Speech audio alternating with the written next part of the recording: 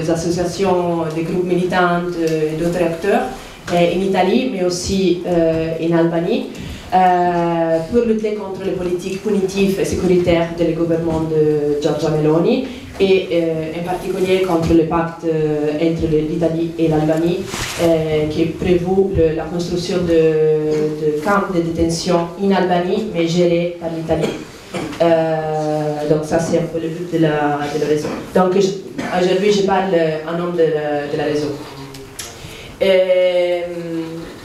Et oui, je pense aussi que c'est une chance pour nous d'être ici pour essayer de tracer des lignes de continuité, de ponts de solidarité entre les deux côtes de la Méditerranée, entre les luttes que nous menons en Italie et en Europe contre la sécurisation des frontières, mais aussi vous menez pour gagner d'autres formes de sécurité ici en Tunisie. Et aussi, je pense que c'est fondamental pour la société tunisienne de comprendre mieux la portée de ce projet de protocole entre l'Italie et l'Albanie. Non seulement parce que les citoyens tunisiens pourraient potentiellement être soumis à ces procédures, mais aussi parce que je pense que si ce modèle réussit à généraliser à l'échelle européenne, la Tunisie pourrait devenir un nouveau candidat pour appliquer ce modèle de stabilisation des frontières très néocolonial, d'exportation de la souveraineté européenne dans autres pays à l'extérieur de l'area Schengen. Donc je pense qu'on doit vraiment garder avec attention ce nouveau modèle qui a été introduit en Europe. Donc, ok, pour retracer un peu l'histoire de ce protocole, le 6 novembre 2023, le gouvernement Meloni a signé un protocole avec le gouvernement de l'Albanie pour construire un hotspot et un centre de détention administrative dans le territoire albanais, mais sous la juridiction italienne. Donc c'est vraiment une externalisation de la souveraineté d'un État membre de l'Europe sur le territoire d'un État pas européen dans les matières de contrôle de l'immigration et des frontières.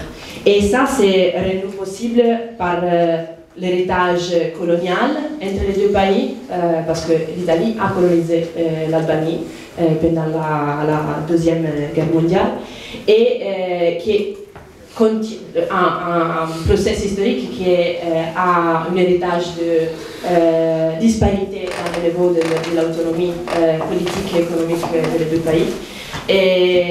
Et aussi dans le cadre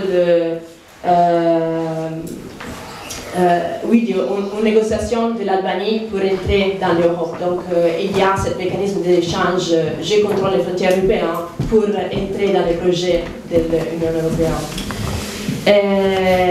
Et oui, comme j'ai dit déjà, le protocole Italie-Albanie constitue une nouveauté dans l'infrastructure frontalière européenne et cet accord a été bien accueilli par autres acteurs européens, donc acteurs de l'Union européenne, mais bien sûr aussi autres pays membres, reflétant une tendance croissante dans l'Europe en matière de contrôle de la mobilité humaine, de démanteler le droit d'asile et externaliser et militariser le contrôle de la frontière. Et bref, quelles sont les dispositions de ce protocole? Il prévoit le transfert forcé en Albanie de ressortissants étrangers qui viennent des pays d'origine sûre. Donc concrètement, l'accord propose que les ressortissants étrangers, une fois secourus par l'autorité italienne dans la mer, sont soit soumis à un filtrage en mer pour la sélection basée sur la vulnérabilité, les lieux familiers et les pays d'origine. Donc, tous ceux qui proviennent d'un pays d'origine sûre et ne présentent pas ni vulnérabilité ni lieu familier qui justifient un débarquement en Italie ils seront transférés faussement en Albanie. Avant à Shengjin, à l'aéroport de Shengjin, à le centre de hotspot, et après peut-être à le CPR, à le centre attentif de repatriement à Jeddah.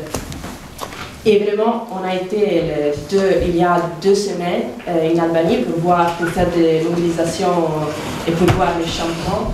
Et c'est vraiment comme Auschwitz. C'est vraiment la reproduction vraiment de la guerre qu'on a déjà en Europe. C'est fou. Et donc oui. Ça, c'est un peu plus technique, donc on va voir si je gère de l'expliquer. Mais oui, comme Martine l'a déjà dit, le protocole s'est basé sur la définition des pays d'origine sûre. Et ces notions juridiques légitiment la procédure accélérée des frontières pour sélectionner et repatrier rapidement les citoyens étrangers qui viennent d'un pays considéré sûr, qui pour la définition européenne sont pays qui prouvent qu'il n'existe pas de manière générale et constante pour toutes les catégories de la population qui vit là-bas. Aucune persécution, aucune torture et traitement inhumain ou dégradant, et menaces de violence à cause des situations de conflit armé international ou interne. Donc ça, c'est la définition. Le problème, c'est que la sélection des pays d'origine sûre, c'est discrétionnel pour chaque pays membre européen, au moins jusqu'à juin 2026, quand le nouveau pacte sur l'immigration d'asile sera appliqué. Et dans ce moment, l'Europe va introduire des critères plus harmonisés pour tous les pays membres pour la sélection des pays sûrs. Donc, il sera plus simple pour les pays membres de sélectionner les mêmes pays d'origine sûre. Et ça sera un problème, et je vais essayer d'expliquer pourquoi. Donc maintenant, par exemple, l'Italie a une liste de 22 pays sûrs, considérés sûrs, mais ils ne sont pas reconnus comme tels par l'Europe, au moins par l'accord de justice européen. Et ce sujet a provoqué, dans les derniers mois, un conflit entre institutions au niveau italien et européen. Donc, par exemple, le 1er août de la structure en Albanie, on a été en octobre, on était 12 ressortissants de l'Égypte et le Bangladesh qui sont considérés pays sûrs par l'Italie, mais pas par l'Europe, par une déclaration de la Cour de justice européenne. Donc, pour ça, le tribunal de Rome n'a pas validé la détention de ces citoyens en Albanie et leur répatriement accéléré. Et ce désaccord a créé un gel de cette camp. Donc, cette camp et ce protocole, ces structures, maintenant, ils sont fermés. Donc ça c'est une demi-victoire momentanée parce qu'on sait que cette situation de ferme peut-être que ça change avec l'application de l'impact en 2026. Mais pour le moment, on est dans cette situation. Il n'y a personne. Il n'y a personne et ils sont fermés. Donc Giorgia Meloni... Elle a proposé ça, maintenant ils sont fermés, mais oui, Giorgia a proposé d'utiliser comme centre de pénitentiaire pour les citoyens albanais qui sont en Italie, et donc, vraiment dystopique, mais oui, on va voir. Mais c'est sûr qu'on doit vraiment continuer de monitorer la situation parce que c'est pas vraiment sconfitta, cette modèle perdu, cette modèle. Et je vais conclure sur ça parce que l'accord n'est pas passé sans contestation. En Italie, on a, avec le réseau, on a organisé des mobilisations. En Italie, bien sûr, contre le renforcement de l'infrastructure de CPA, de détention administrative en Italie, mais aussi en Albanie avec des collaborations avec des groupes militants albanaises.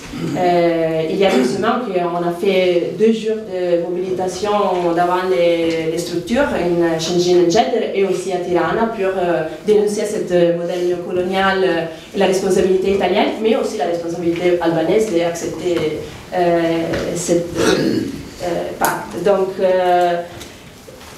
vraiment pour conclure sur ça, on pense vraiment, comme réseau, on pense que c'est vraiment fondamental maintenant, c'est le momentum politique de recommencer de faire des mobilisations physiques, de nous prendre l'espace public en Europe pour contester cette politique sécuritaire que l'Italie et l'Europe en général proposent, aussi de manière plus conflictuelle, parce que ça c'est notre responsabilité comme citoyens européens. Mais aussi, c'est vraiment fondamental d'avoir un moment comme aujourd'hui pour créer des alliances internationalistes, aussi dans les territoires où ce processus d'externalisation se matérialise. Et vraiment pour connecter notre lutte contre cette idée de sécurité militariste et pour avancer autre modèle de sécurité qu'on a besoin de renforcer, non, comme alternative à les modèles que l'Europe propose maintenant et tous les gouvernements populistes de droit qui se présentent pas seulement en Europe, je pense, et on est en train de lutter contre ça, je pense, dans toutes les latitudes. Donc, oui, merci.